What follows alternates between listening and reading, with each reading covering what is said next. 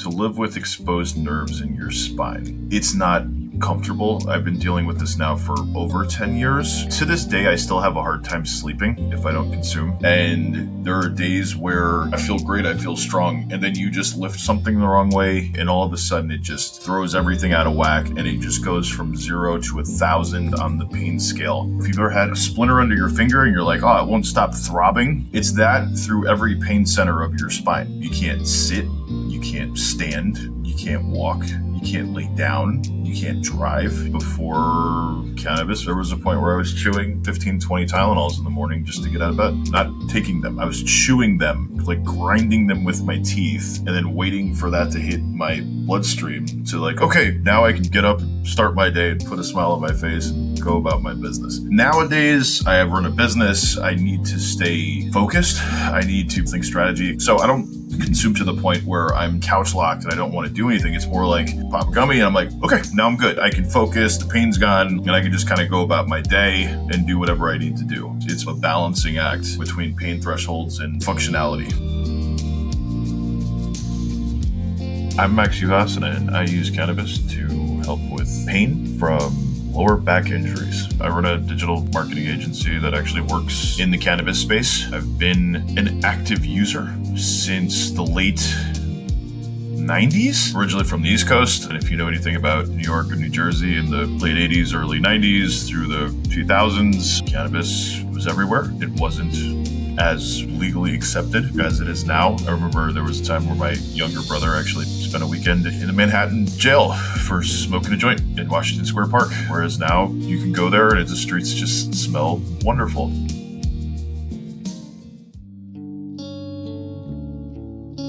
My parents were hippies, so it was pretty well accepted. It was pretty common knowledge that my mom smoked a lot of pot. There was a stigma with some of the family, but there was no guilt. We were smart enough to not do it openly where we weren't supposed to consume. And when we did consume, we kind of kept to ourselves and stayed out of everybody's way and did whatever we want.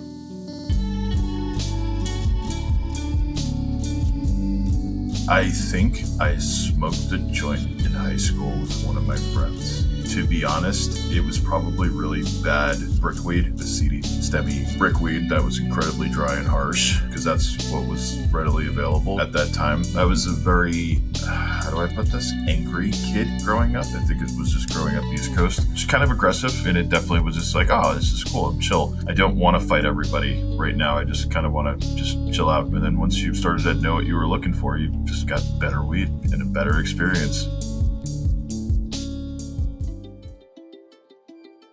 During my time as a sales manager, I procured some pretty heavy-duty spinal injuries just from pounding the pavement and talking to people and lugging stuff around and traveling and driving all over the country to the point where I basically couldn't get out of bed. It's one of those, I'm going to tough it out, be a man, until literally walking brought you to tears. After an x-ray and a couple MRIs, they were like, you have 7 herniated discs. And I mean, I was mid-30s and they said I had the spine of a 50-something-year-old man who had been doing construction his whole life. So I still have exposed nerves to this day. It's not anything that can be fixed without surgery. The option was basically go get some pins in your spine and never be able to flex the way you want to, or get a couple shots and do some physical therapy and take care of your core strength. And just growing up through the opioid epidemic, I watched enough people get hooked on oxys and all sorts of opioids that I didn't want that as an option. I chose to go the natural way. This was still before it was legalized anywhere. So, I mean, I was using cannabis just to get through the day. And then once it became available, I was quick to get on it because I had a quote-unquote qualifying condition to consume. And as you get older, it's nice to have a real reason to be able to consume and not worry about getting in trouble for it, especially when you start having kids.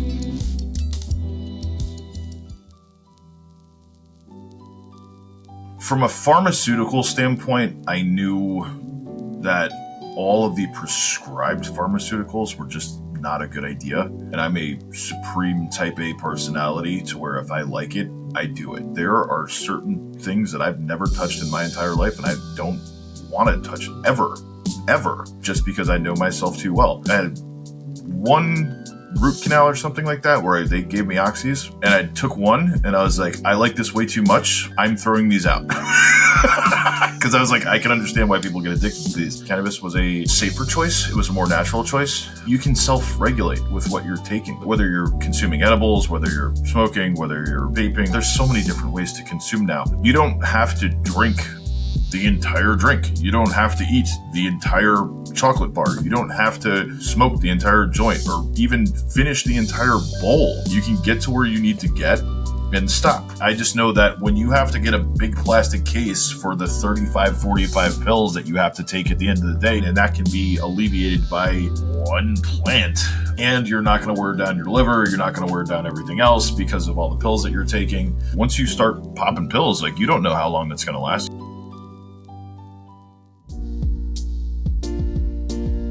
You have to test for yourself and figure out what works. If you're going for pain, though, the best ones I found were actually like a really high medical grade dosage of topicals, especially for specific pain points. You're like, oh, I have arthritis in my hand. I got like a really good topical rub that I can rub in. And I'm just like, oh, it works again. Certain times my back's super activated and it's firing off everything from my toes to the back of my head. Maybe it is something I need to eat an edible for. So start slow. Don't start ripping dabs on day one if you've never consumed. Try a 5 milligram, try a 10 milligram edible, see what happens with that. And then just make sure you're in a space that you want to be in, not sitting in traffic, not at work, not at church, not at Thanksgiving dinner. Be somewhere where you're like, okay, I'm just going to chill and I'm going to ride this out and experiment and figure out what works best for you. You can be a productive member of society and use cannabis. You can run a business and use cannabis. You can play sports and use cannabis. You can be a doctor and use cannabis. You can, hell, be a police officer and use cannabis. You can be an EMT and use cannabis. I have to make